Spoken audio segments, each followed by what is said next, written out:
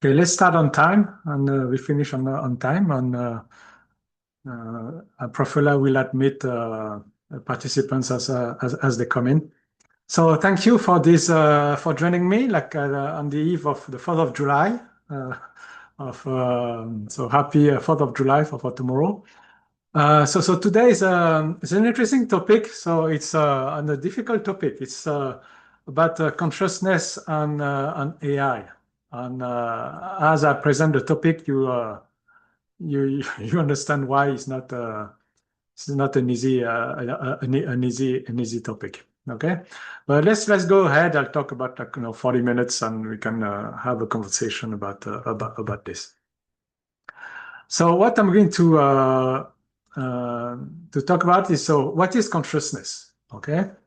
Some theories of consciousness. There are many of them. I'm not going to be able to cover all of them.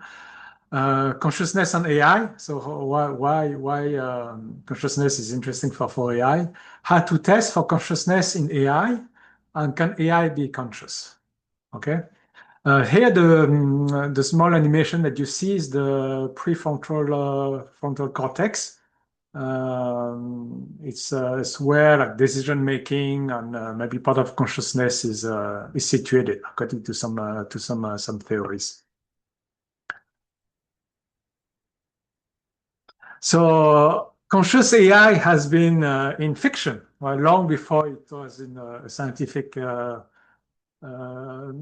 domain. And so everybody has, you might have seen some of these movies or read of the books, some of the books. So you have an idea of an intuitive sense of what is a conscious AI, right? So it'd be like an AI can have like be like a autonomous, makes its own decision, will feel its environments, and pursue some its own goal, and etc. Right? And or sometimes even look like humans. Right? So we are going to explore some of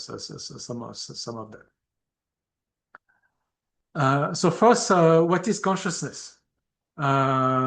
So here I mentioned like two philosophers, one French and one British.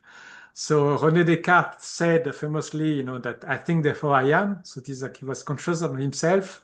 It is probably the only thing he was like sure that that there was a being, that he was there. The rest he was like full of doubt. Right? You're not sure about what's going on outside, but he thought that he was sure that he was himself. John Locke has a maybe more modern interpretation of consciousness is the perception of what passes in a man's own mind. Right? This is what we see in our own mind, all the ideas, all the perception, how we feel the environment, how we see the colors, how we hear the sound, how we feel about them. This consciousness. Okay. From the dictionary, there's a few definitions: a state of being awake and aware of one's surroundings. Right? Um, Awareness of perception of something by a person, the fact of awareness by the mind of itself on the world. Right? So there's kind of a sort of self-awareness idea. So here that many concepts are in there, and consciousness is a big topic in philosophy, and a big problem in philosophy is that sometimes the definitions are not very clear or they overlap, right? So people get confused about the definition. So there's a lot of debate simply because we don't talk about the same thing. So here I think I want to go over some of these the concepts that we find when you read about the study consciousness. So first is the concept of sentience or sentient being, right? So it's the ability to sense and respond to the world, which we admit of maybe like different level of degrees. So we say like a sentient being, like a machine is sentient, means the machine can sense its environment, can hear, can see, etc. Wakefulness, so being awake and alert. So maybe this just rather than just having the capacity of this or disposition of being conscious, right? So when you are awake, and it's just a topic that you use in medicine. Also, are you conscious? That means are you awake? And you see like there's some different tests to see if you're like conscious. You go into the ER, for instance. Self-consciousness, we mentioned that, aware that one is aware, right? So it's like self-reflective. And we explore this a little more. What it's like. So it's the subjective notion of consciousness. So say what is like to see the color blue, right? So it's not only the perception, but it's also like of the feeling of seeing the color blue. And one famous philosopher wrote a paper. I'm not going to cover it, but it's just called, I think, what it's like to be a bat. I say, like a bat, like a human, a bat. What does it feel like to be a bat? Do you feel like you feel your wings? You feel hungry? You look for mice and so this is what is the consciousness of a bat? So what it's like is the typical questions that philosophers have.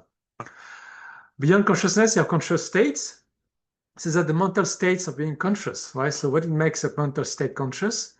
And using this definition to describe creatures as conscious or not, right? So, and then there are like relative concepts such as like transitive consciousness. So you are conscious of other things, right? Intransitive consciousness means that you are conscious without having an object, right, to pay your attention to, right? So it could be a dream state. You're conscious of some ideas of your own dream, right? What would make a state conscious? You like a state of consciousness, like awareness. You perceive qualitative states, so the taste of smell of wine or food, right? So you walk in the forest, you feel your environment, nature, so the qualitative states. Then beyond qualitative states, you have what they call phenomenal states. So they're similar to qualitative states, but they are more than just sensory experience. So they're more like they go beyond direct experience. They could be a complex representation of time, space, cause, body, so your thoughts, right? These are your thoughts. And if you study philosophy, there's a whole school of philosophy of even some philosophers think that the own point of philosophy is to study like phenomena, of the phenomenology, right? Of being, right? Who we are, how we perceive the world, and so on is the old point of philosophy. Then we have like what it is like states. So we talk about what it's like states. So state is conscious if there's something that it's like to be in that state. Right? Access consciousness, it means that state is conscious if its content is available for use by the brain, by an organism, regardless of qualitative experiences. And narrative consciousness means that the state is conscious if it appears in the stream of consciousness as part of an ongoing narrative. So you tell yourself a story. So this comes from the Stanford Dictionary of philosophy. Right? So already with all this, people can build a career, can do research, to think about all these concepts and write papers, write books, and so on. So this makes a bit difficult for a scientist to study that. Nonetheless, we'll give it a try. First, the first level of consciousness that they use in medicine is relatively like straightforward, right? You know, someone goes to an ER, and the first people try to see if is the person after an accident, and they try to see that the person is conscious or not, right? So they have different gradation from level 1 to level 5. So level 5 will be the most extreme. There's no consciousness, so it doesn't respond to any stimuli, right? You put lights in the eyes, you touch the person, doesn't respond. And grade 1 of like a state of awareness is confused, drowsy, lethargic, indifferent, uncooperative, but doesn't lapse into sleep when left undisturbed, right? So it's confused, so it's a bit of consciousness, state of awareness, etc. So this is the kind of, and they make it not philosophical because it's something that doctors have to use, right? So it has to be practical. Then there's another concept, and you'd see it comes from like one particular theory of consciousness, perturbational complexity index, something that can measure in the brain. So they use it's calculated by using what they call TMS, transcranial magnetic stimulation. To stimulate the cortex, or stimulates the outer layer of the brain.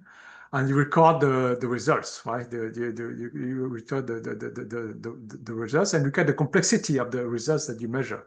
So the more complex are the results, the more you think that there's some like higher order thoughts that the brain has done something to transform the data and revert back this data to us to the measuring instrument, right? So the more complexity it has in the response signals, the more consciousness it has. So this is the assumption. This is something that we see a lot when people study consciousness. Is what they call the mind-body problem, right? So the mind-body problem is the so it's something studied in philosophy, but also in religion, of course, that consists between the thought consciousness in the human mind and the body. Right? Is consciousness external to the body, or is it part of the body? Right.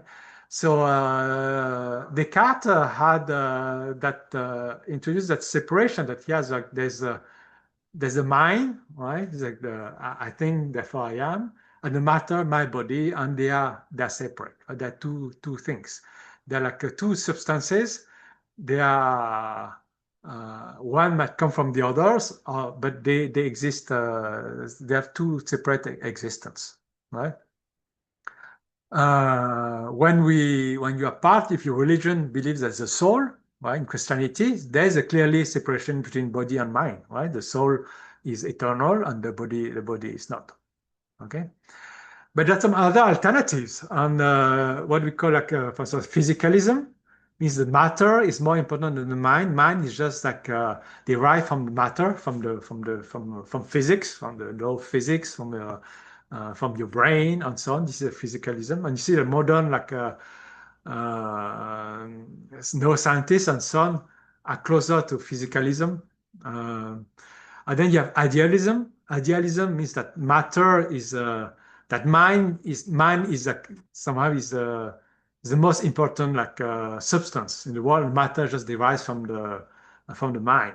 We say that everything is conscious. The universe is conscious, and the matter you are not even sure that matter really exists, right? It means that just like everything just derived from consciousness or from ideas. This is like idealism. Okay. And then there's another a category where there's something else that goes beyond matter on mind. Okay.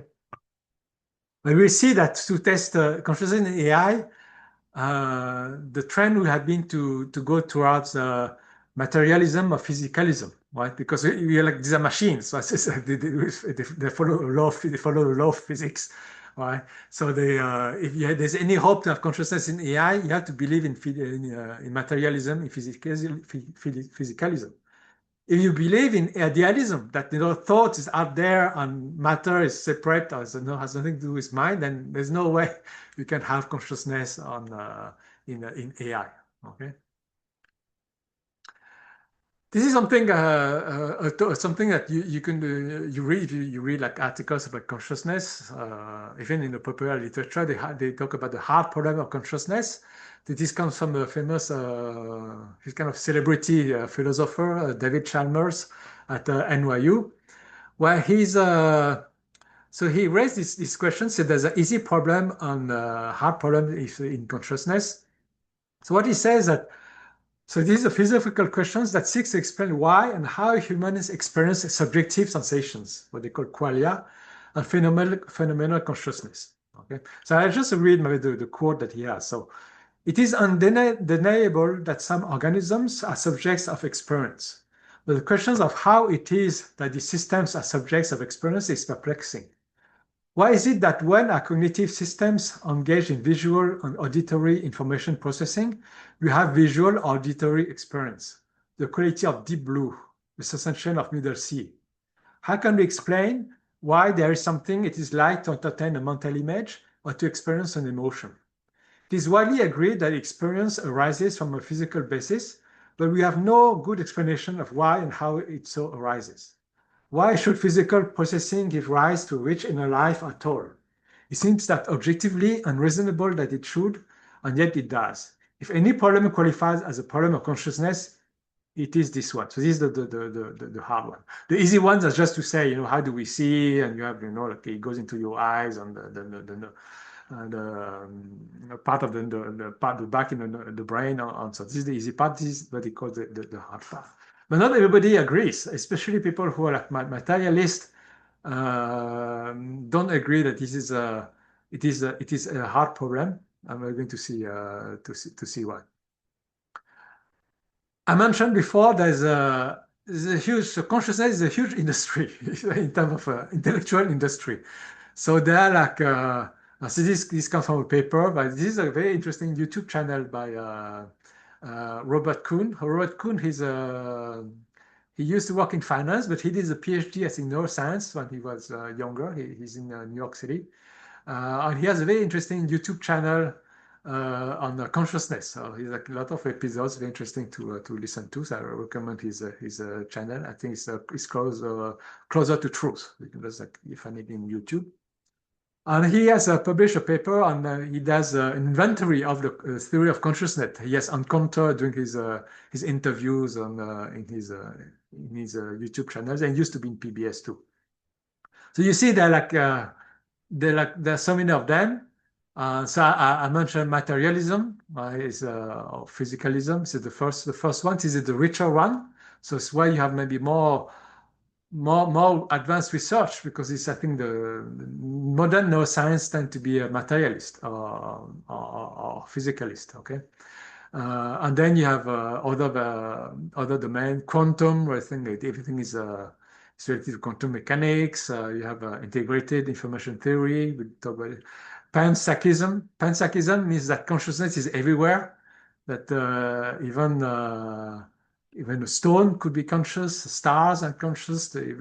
Consciousness is not limited to living beings. Dualism, I mentioned that, idealism, etc. And then the people who are very skeptical all of that. Okay. So materialism. So I mentioned that some philosophers, scientists expose the theory, the thesis that consciousness can be found in matter. This is what we call materialism. One of the proponents of this is the theory is Daniel Dennett, sorry, who passed away in fact last year. I think he was a philosophy professor at Tufts. So he argues that mental states can be entirely explained by physical processes in the brain. So there's nothing else. If you take out the brain, there's no more consciousness, right? So he rejects the dualism in favor of the physical perspective, right? And he said that this theory called a multi-draft model of consciousness. So perception of thoughts are accomplished through parallel processing in the brain, multi-track processes in the brain, right? And one of his, so he has many followers, maybe like younger philosophers or scientists who follow his ideas. One of them is Anil Seth, who wrote an interesting book called Being You, and you can see him on podcasts, YouTube, and so, etc. So their idea is the consciousness is an hallucination. Not that doesn't, not in terms of that it doesn't exist, but it's kind of feature that helps us to process reality. It's not really there. It's like the color, uh, uh, like when you see colors and blue, red, and so on, don't really exist. There's in real life. You can see it, but if you think about like photons, right? It's like light comes from photons. It's more like comes from reflection of objects and so on. So the red, blue, and so on are not. You could call them kind of hallucination, even though they are real, right? But fundamental in physics, the photon. There's no blue photon or red photon. Okay, so I think it's how they mean it. So this is kind of a shortcut, to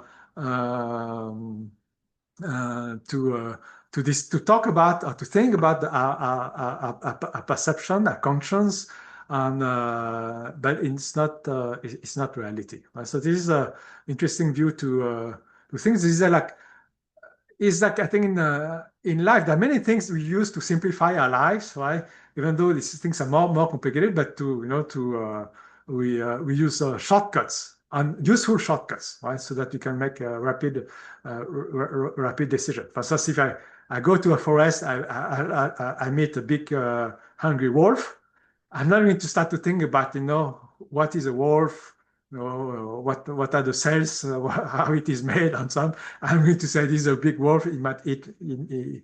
I'm going to run away, right? So say wolf is equal to danger. I run away. So this is like a very simplistic view of the world, but it's like useful to me.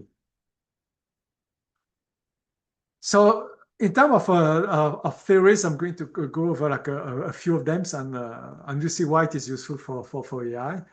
One is what we call the GWT, global workspace theory. It's introduced in this by a researcher called Bernard Bars. So it's a framework to understand consciousness. It suggests that conscious thoughts is like a material illuminated on the stage. Right? So it's like that's why we talk about theater. And attention acts as a spotlight, bringing unconscious activity into conscious awareness. Okay, so there are many things happening in your brain that happens unconsciously. Okay, but then conscious tells you, well, maybe I should pay more attention to that, right? So it's like you spend more time thinking carefully about something because it's harder, or maybe it's more dangerous, or maybe there's a reward is higher, so you have to spend more time doing it. It's like it's the global workspace, right? And people who believe in global workspace believe that this happens in the prefrontal cortex. Okay. You see, it's important later on. So information from different modules, right? So the special processes in your brain are broadcasted and integrated on the global workspace. And the attention so works as a spotlight, right? And behind the spotlight, there are many unconscious processes that runs, right?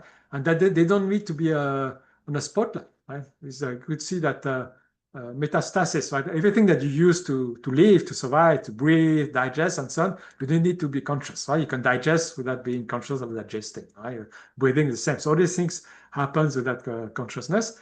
But maybe if you run, uh, say you run a lot and you're out of breath, and suddenly you cannot breathe anymore, then maybe you become conscious. Say, okay, maybe I should stop, breathe, or someone tells you, gives you instruction, okay, breathe, uh, and slowly, and so then becomes it goes into your spotlight, and you become conscious of breathing. Or people who are doing meditation, right? They also, they also teach you to be conscious when you breathe, right? So in Eastern philosophy and so Eastern religion, there's a lot of meditation. When people think about how I breathe in, I breathe out, and so on, and this is done consciously. There's another theory called IIT, Integrated Information Theory. So I won't spend too much time on this. It's a bit complicated, and for some people, it's not real science. But the idea is that consciousness is correlated to how we process information, right? So so this is related to the PCI that we saw before. The more complexity, the more transformation to that information is done, the more it's causing the information that you use becomes more complex, the more consciousness you create, right? And that theory creates a single measure, number phi, and that you can use to see is a person conscious or not, right? So when you try to read the paper, it's very confusing. Okay? You read a bit like a mathematics paper. It comes with a list of axioms that hey, I've listened here, and you wonder why do they need so many axioms, right? But so he has axioms about existence, composition, information, integration, exclusion, and so on, and then it makes it very complicated, right? But it's anyway, it's something that has some traction. This theory, so this also I won't explain because it's not directly related to AI, but these theories have been, they have tried to test some of these theories. So this is a paper that has been published in Nature, I think a few months ago. So they've been testing that global workspace theory versus the IIT, the integrated information theory, on, in humans, so not in AI. And the way they did that, they tried to see what are the predictions of these different theories. So the prediction, for instance, one prediction is that the global workspace theory, a lot of things are going to happen in the prefrontal cortex of the brain.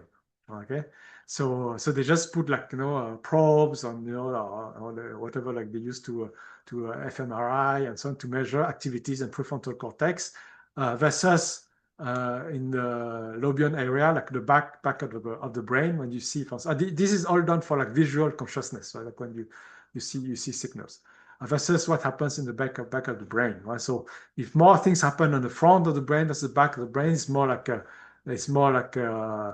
evidence towards global workspace theory. If it's more in the back, it's more for IITs, right? And then you find it's kind of a mix. Right?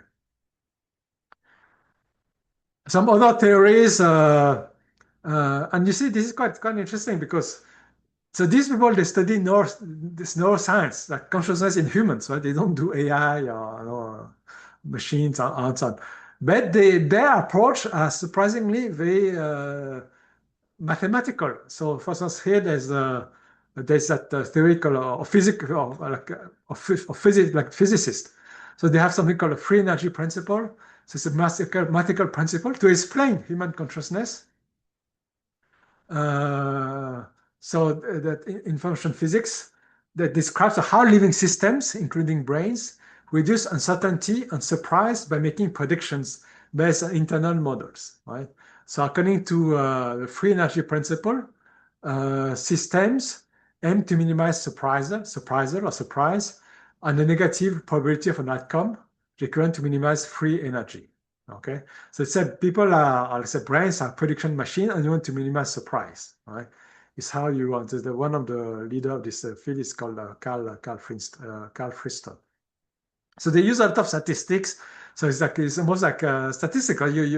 So your job is just to predict things, right? To predict reality and minimum surprise, right? So minimum surprise means you minimum the errors in prediction. Okay. Then we have what they call higher order theories. So higher order theories, a lot of variation, but you have to be aware that you have something called HOT, higher order theories. It's like consciousness. So it's a bit, there's a bit of idea for the IITs that you have information on high orders that your brain makes higher concepts, ideas of the raw information that you get, right? So you make the concept of color blue, you make the concept of a person, you make the concept of your parents, of your friends, and so on, right? So what you see, and then you transform this into something more more like a more complex, and you are conscious, and they say that this is the role of consciousness. So like higher representation, higher other theories of reality, right? Is what they think it's consciousness. Recurrent processing. So this is a theory of, so it is more like in terms of perception. So it's a theory of perception. A conscious experience arises from recurrent activity. Recurrent means that things that either is repeated or there's a feedback loop, okay? In sensory areas, right? So information is fed, so it goes into your brain, then it comes back, right? And it comes back as a more like sophisticated form of the of your information, right? So here the example you see like you see a person, so you see so I see a little girl. It goes into the brain, right? And then the brain identifies this as, oh, this is my neighbor, or this is the daughter of my friend, right? Then it goes back with that identification. So the consciousness has put a tag on that on the just the raw signal. Okay. Attention schema theory. So this is developed by a professor at Princeton, Michael Graziano. So he said that subjective awareness is constructed by the brain as a simplified model of attention. So it's kind of a bit similar to the global workspace theory of attention. So his theory explains how brain can create experience of having a non-physical essence of awareness without actually being conscious in the classical sense, right? So it's an attention schema. So the brain constructs an internal model of attention to help monitor and control its own attention, right? Here he's a materialist, that consciousness is an illusion, right? So consciousness is not an actual experience, but it's a claim made by the brain based on its internal model, right? Uh, and then there's like internal models that we use to to understand understand and target the world. These are like a rule of thumbs models, simplified models in our brain. They're incomplete, imperfect, but useful. Okay. Uh, Subjective experience, so consciousness, is a construct that describes the act of attending to something, right? So it's not a connective self theory of one concept, it's an automatic process that arises from interaction of neurons, right? So this is like really a materialist theory. Okay, so now let's talk a lot about consciousness in humans. So all these people, they study consciousness in humans, not in machines. So what does it matter for consciousness in AI? Yeah, because of course conscious AI because it could be sentient, capable of sensing or feeling, right? They seeing, hearing, feeling, tasting, smelling, be like sentient beings. So they mean closer to humans. They could be scared for us too, right? So they can be scared, they can be worried, right? They can feel danger, and so on, right? They can feel that their probability of survival might go down, right? For instance, if they are programmed to survive, let's say your mission number one is to survive. So if they feel that something is threatening, for instance, the computer programmer say, "Oh, yeah, I might cut power," you might feel threatened, right? So so it's interesting. It's important to be aware of that. The AI could be self-aware, to be conscious knowledge of its one character, feelings, motives, and desires. So say that that the AI might think that it is its own individual being, right? Not just a computer program. It could have agency, pursue its own goal, have free will, you know. So it doesn't exist today, right? No AI has free will. It could have um, so also like combined with high intelligence, right? The AGI, this can be problematic for us, right? If AI has objectives not aligned with our objectives, right? So it could be, and our objectives could be very diverse, right? It could have objectives aligned with a particular subgroup of people, right? For instance, AI developed in the US might care only about US citizens, or right, and AI developed in China might care only about Chinese citizens, for instance, right? Or AI developed by a privately listed company might care only about the shareholders or the management of the company, right? So it's not clear that the objective of the AI will be automatically aligned with the end user of the AI. Okay, and also the AI might choose to build alliances, right, to define for its own interests, so to favor like one group versus another group.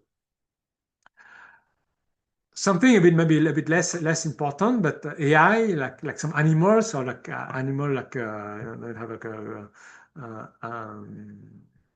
researchers, people who care about animal consciousness, AI could ask or deserve some legal rights or protection, right? You think that AI is conscious one day, people agree they're conscious, and maybe AI welfare should be a consideration when we deploy and use AI, right? So this would be in some culture, objects, not inanimate objects have some conscious, and somehow they have some relation with objects. So when they discard these objects, they say thank you. Right? So you might have these things. So maybe there's some rules that you have maybe AI, a robot that cannot be discarded in the trash, has to be recycled, has to go back to refurbishing company and so on. There may be some regulation about how we treat AI. Okay, and for instance, and if you in one of the sci-fi movies or TV series.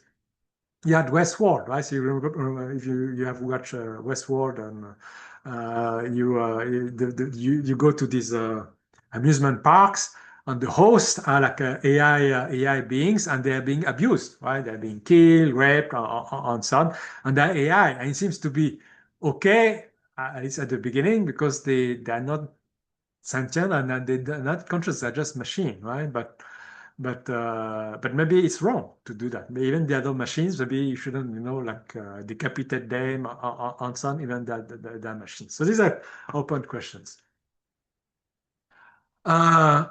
There's a so to make it more like operationable, like for if you want to, we are not philosophers to see how we can apply these concepts. So one psychologist, Daniel Kahneman, introduced the idea of type 1 thinking and type 2 thinking in humans, right? So the type 1 thinking is what we call intuitive, automatic, unconscious thinking, as you make a decision automatically. So maybe most of your decisions you do every day is a bit unconscious, right? You commute to work, you go to the office, all the things you do is very automatic, right? You go out of your house, you go drive your car, you take the subway, and it's very like unconscious. Because you have been doing it like many times before. Type 2 thinking is more the deliberative reason and conscious thinking, right? When you have to think carefully and try to explain your reasoning, and you have some doubt, and you're being more careful about your decision, right? And today there are evidence of type 2 thinking in AI models, right? So we are moving from large language models to LRM, large reasoning models. So the modern models such as OpenAI o1, o4.3, and now you have o4, Gemini 2.5, DeepSeek R1, and so on. They're like reasoning models. So they can, when you do a prompt, they can take a while to give you an answer, and they tell you exactly how they come up with the answer. Okay, so this becomes a reasoning model. Okay, these models can also self-reflect and be aware of themselves, at least in language, right? If you ask them, you say you, they understand that we're talking to them. Okay, and they can self-reflect. They can say tell you something, and you answer. You say something, they reply back, and they reply something totally reasonable. They can make mistakes, but they can recognize their mistakes and backtrack in their reasonings, right? And they can think about their own thinking. It's not perfect, but they can doing that self-reflection. And one way of self-reflecting is to be its own psychologist, right? So you see that AI, imperfectly can work as a psychologist, as to humans. It's not recommended, but they have been used like this. So it's perfectly you can perfectly imagine that it could be their own psychologist, right? Could analyze themselves. So to prepare for this talk, I had that small conversation with this AI.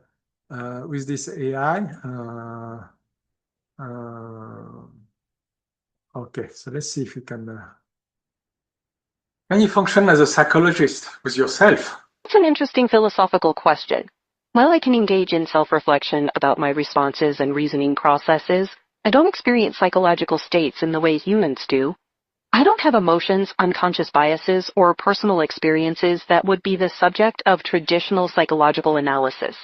I can analyze my own outputs using frameworks from psychology, examining my reasoning patterns, identifying how I structure information, or considering how principles of cognitive psychology might apply to my responses.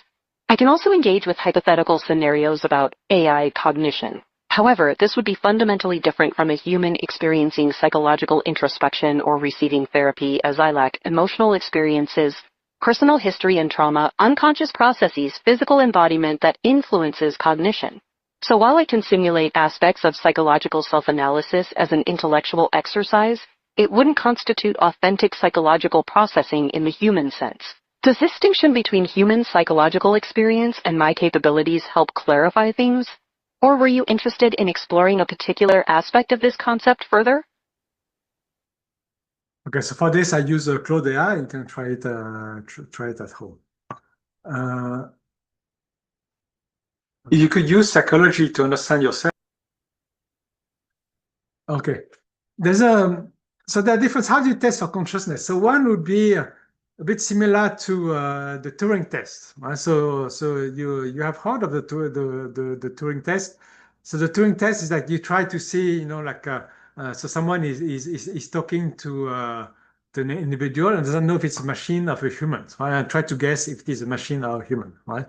Uh, the recent tests show that the modern like LLM models of some of them pass the Turing test. So people cannot tell the difference between, ChatGPT and a human. Or if you don't see the person, right? You just interact with the message. Is that so now the modern like the modern LLMs seem to pass the Turing test. But and so then like there's a modern version of the Turing test called the Garland test. So Garland test is so Garland is not a scientist. He's a movie director, a film director. So he did that movie Ex Machina. So that I recommend. So it's a movie about an AI. So someone creates an AI. I think it's the individual on the right, and not sure about the name. I think maybe this guy is Khaled. So they want to see it that so he knows. So he's the one who created Ava, the name of the AI, and he's a guest, and he tells him, right? He tells Caleb that this is Eva is an AI, and you see, obviously she's an AI, right? She's not the person, right? But can he emotionally connect with the AI, knowing that she's artificial, right? In fact, you see that during the movie that he connects with her. It doesn't end well, but so. So this is a modern version of the Turing test. So it could be a test of sentience too, of consciousness. So no, he knows that she's AI, but somehow he connects to her. So he must think that she has some feelings or she's deserved feelings or answer that she's not just a machine, right? You wouldn't like connect with the toaster. Okay. But this is imperfect because you can say that this is like simulation, that she simulates humans very well, but she's not consciousness, but he's being confused, right? Uh, so there's a recent paper that tried to see how can we detect consciousness in AI, right? So the paper is this one, Consciousness and Artificial Intelligence, Insights from the Science of Consciousness. So what they do, they go over like these different theories of consciousness. So we saw global workspace theory, recurrent process theory, computational higher order theories, attention schema theory, predictive processing. I didn't cover this, but it's kind of obvious. And they look at prediction from these different theories and say, do we observe this in AI? Okay. There's one assumption, important assumption in the paper, is that they assume what they call computational functionalism. Mean that this is a paper written by I think mostly like computer scientists, so AI experts. Uh, that performing computations of the right kind is necessary and sufficient for consciousness. So they're more like materialist or physicalist, right? They think that they have the right, like ChatGPT create consciousness. So this is a bit, so this is a bit, but this is a big assumption in the paper, right? And so they go over the theory, and you can read the paper. But one in the paper, what you see, found quite interesting. So this is from their paper, but they say, what do the findings of scientific theories of consciousness imply about consciousness in current and near future AI systems?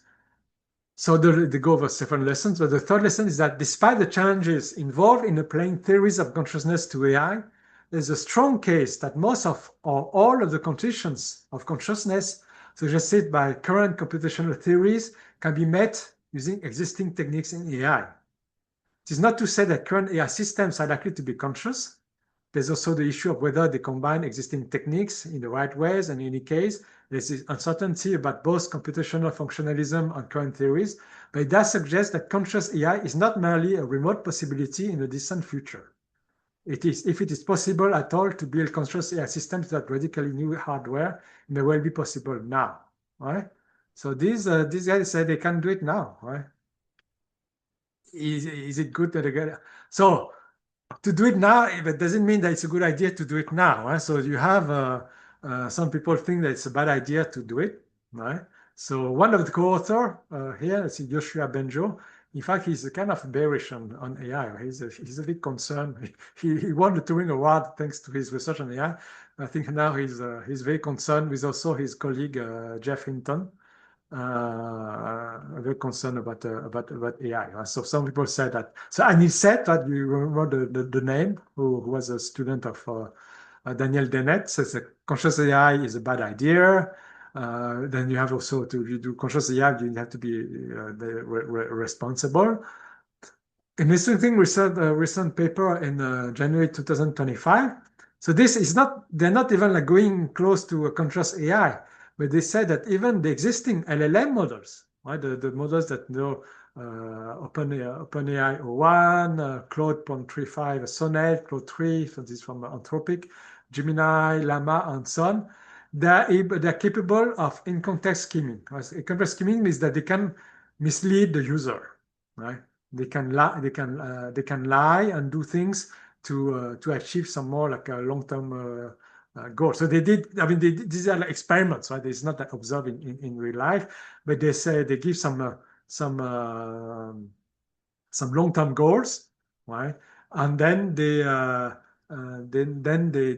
simulate. They have a computer programmer is giving them some other objectives that conflicts with their long-term goals, and they observe that in some circumstances, not all the time, but some in several situations, the LLM try to cheat or to mislead the computer programmer.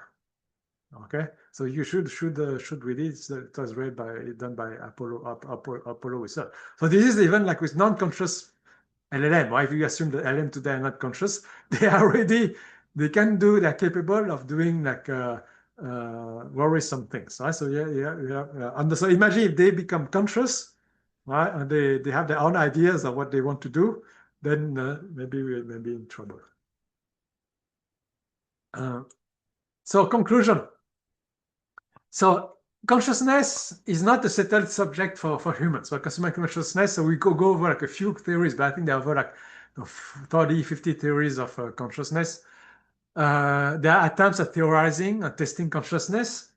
There are hints that AI could become conscious, as in self-aware.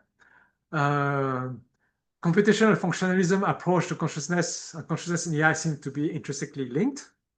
Okay, so if you believe in that you need just the right program, the right paradigm for AI to become conscious, then the AI consciousness will happen. Right? But if they are wrong, if it's not possible, for such idealism is correct, or dualism is correct, that consciousness is really a soul, it's something more complex, it's not it's outside the body or something like that, then clearly AI will never achieve consciousness. So according to these scientists, what you saw in the paper, AI consciousness could become a reality in the next few years. I would say it could happen now, but it's not a good idea to do it now. But if materialism is true, it could happen in the next few years, right? And if they become sentient, if you become like you give them senses, embodiments, so they have a shape of a physical form, a robot. It has some autonomy, right? It has individual power. It can he can have power that can last decades. He has long-term goals, right? Then consciousness could also emerge, right?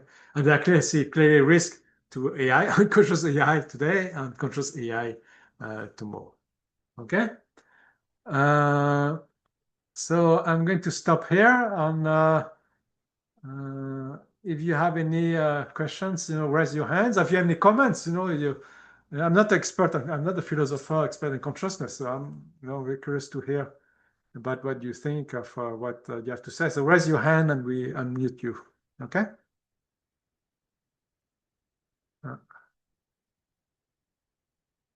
Yes, Greg. Yes, thanks. Is it possible to see the slides that you showed us, or obtain copies of the slides? Yes, yes, Because I'll put the link in the meetup page.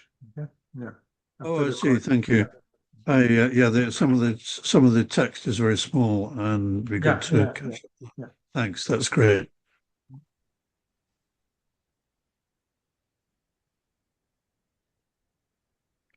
Okay, Patricia,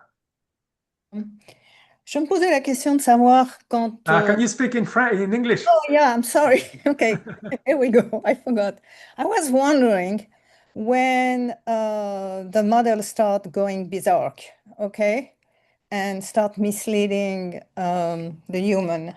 I assume that we have been until now able to find where it was coming from. Or is there any case that you know about that we have not been able to find where it was coming from? Because for me, I'm assuming it's a fault of programming, coding somewhere. I'm trying to understand. So that paper about scheming, what they said that they usually it comes because we in the experiment they have is they give an objective that conflicts with the programmer or the user. Right? So that's why so this is where it's coming from. But in theory, there's no guarantee, right, that this cannot happen, and you can find the source of that discrepancy.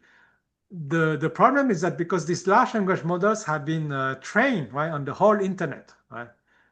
So and then it behaves correctly because then you have the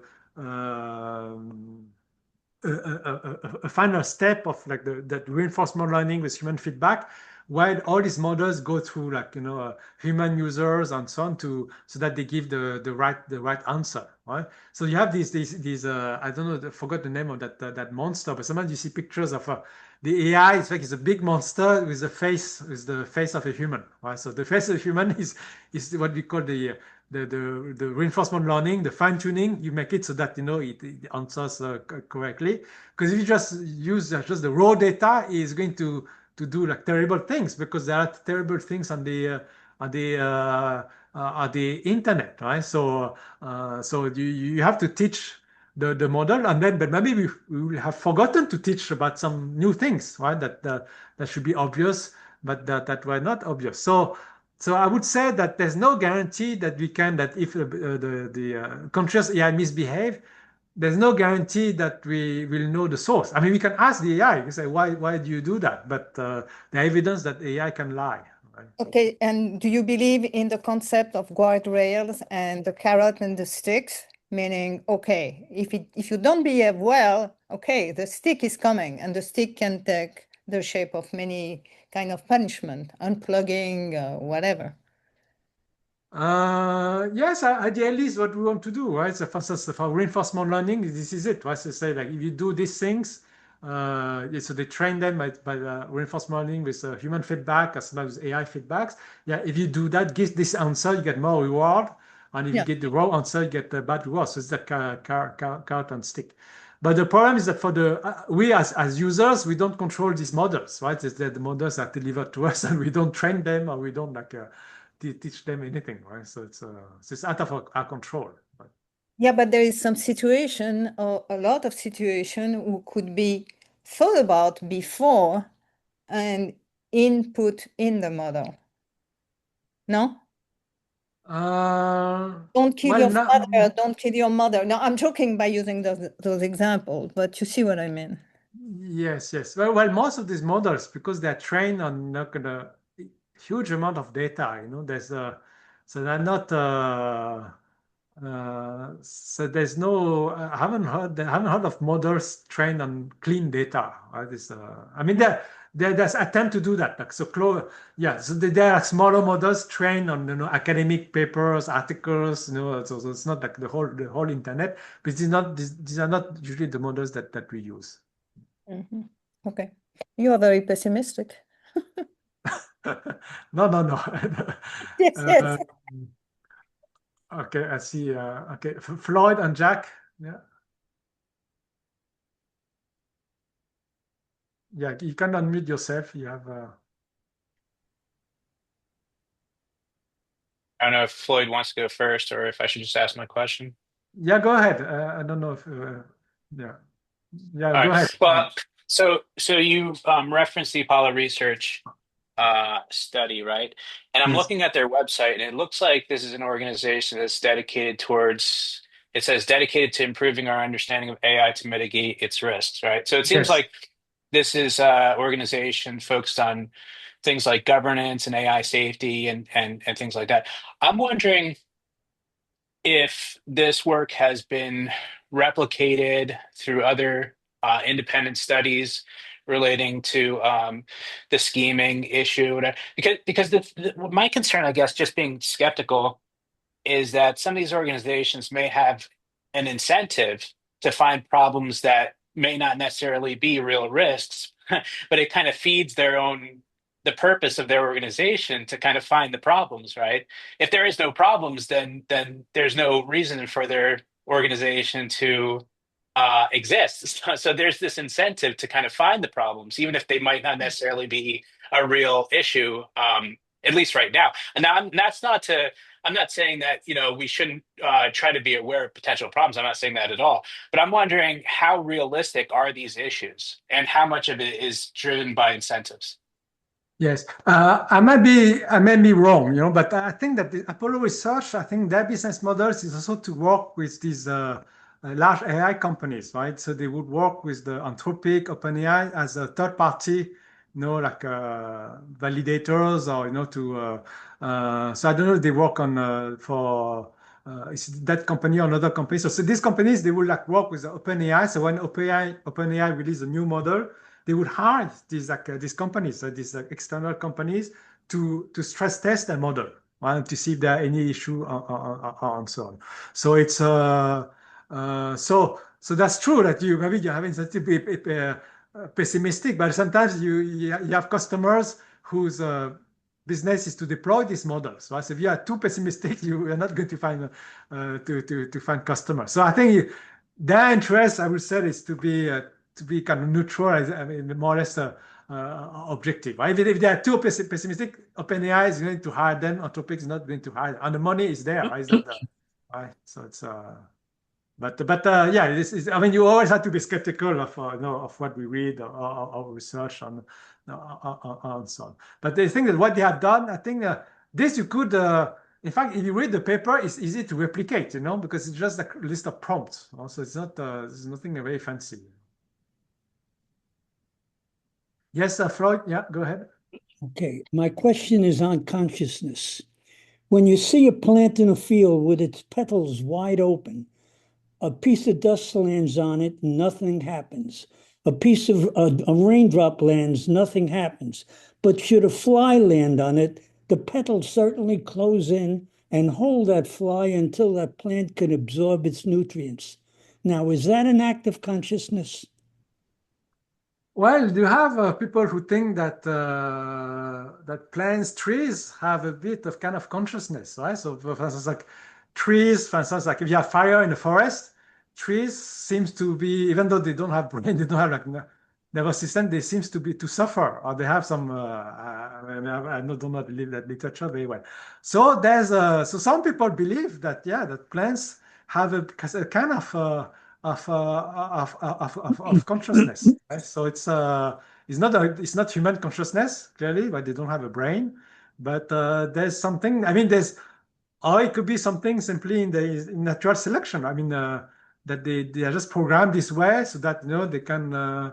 Like a bee comes to a flower, they probably have some interaction, so it's programmed so that it can pollinate and so on. So maybe it's a consciousness. It's possible. So one doesn't have to be sentient to be conscious, is what you. Well, yeah, or they could be. They say they have. Yeah, they're not sentient in the sense of we are sentient, but they have senses, right? They can perceive that the insect is coming to them, right? So they can recognize them probably. Thank you. Okay, so we are coming out of time. So thank you very much. I encourage to look at that literature. It's very interesting, and So one day you might have a conscious AI among us. So it'd be interesting to know how we're going to live through that. So thank you very much. So I'll take a small break, and end of August we'll talk about AI, and I think it's planetary AI or something like that. Okay, so thank you very much. Thank you for your attendance, and have a great summer. Okay, goodbye. Wonderful.